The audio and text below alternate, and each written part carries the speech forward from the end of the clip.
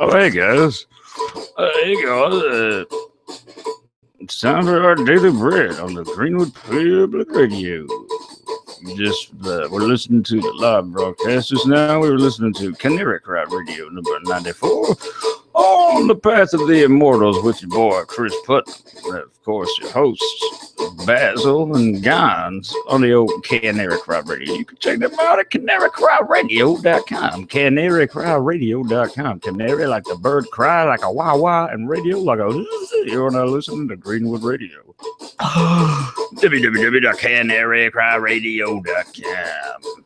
We'll be having them cats on one of our shows a little bit later on. Sometime I don't know. We'll figure it out. I'm going to let you know. It's time to get down on that daily bread number 3. If you were listening yesterday, you know that you know that you know.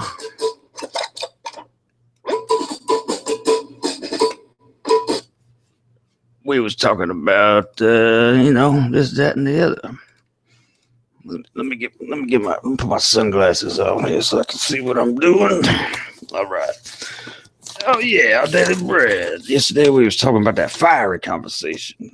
Wow, that was a fiery one. And today we're gonna read a letter from the battlefield. A letter from the battlefield.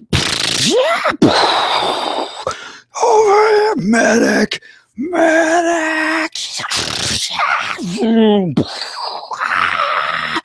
Cannot imagine how crazy that must be. Although, I will say, I've been in a lot of pretty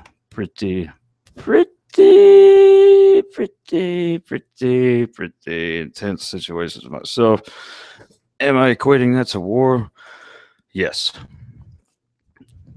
But, hey, man, war is nothing to be messed around with either, dude. That's another hellish thing that we're really, a story about a letter from the battlefield, July 3rd, Friday. If you were participating in the Bible in 1 year, this one goes out to you, Job 25 through 27 and Acts 12. For more than 2 decades, and this was written by David McCasland, a letter from the battlefield. For more than 2 decades, Andrew Carroll has been urging people not to throw away the letters written by family members or friends during a time of war. Carroll, director of the Center for American War Letters at Chapman University in California, considers them an irreplaceable link to the families together and open a door of understanding. Younger generations are reading these letters, Carroll says, and asking questions and saying, now I understand what you endured, what you sacrificed. I was supposed to pray today before we started. God, please clear our minds and help us to understand your message that you have here written to your humble servant, David McCasland, and the folks at Our Daily Bread. Oh, wow. I thought it's just real fit over snot today.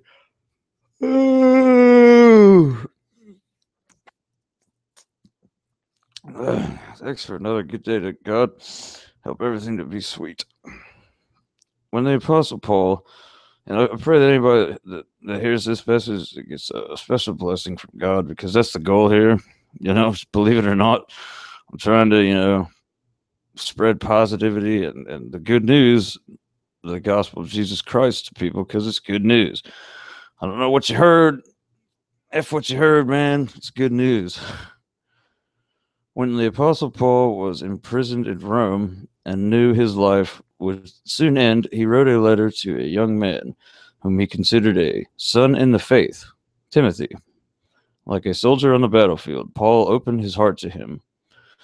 The time of my departure is at hand. I have fought the good fight. I have finished the race. I have kept the faith. Finally, there is laid up for me the crown of righteousness, which the Lord, the righteous judge, will give to me on that day, and not to me only, but also to all who have loved his appearing.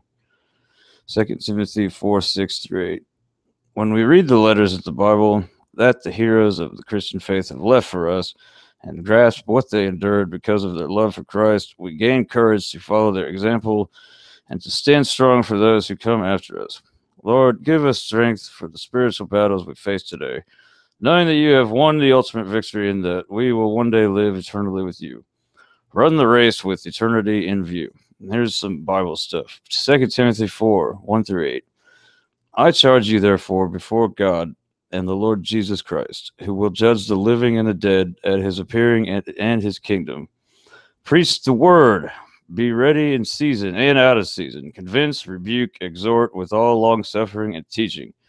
For the time will come when they will not endure sound doctrine, but according to their own desires, because they have itching ears, they will heap up for themselves teachers, and they will turn their ears away from the truth and be turned aside to fables. But you be watchful in all things, endure afflictions, do the work of an evangelist, fulfill your ministry. For I am already being poured out as a drink offering, and the time of my departure is at hand.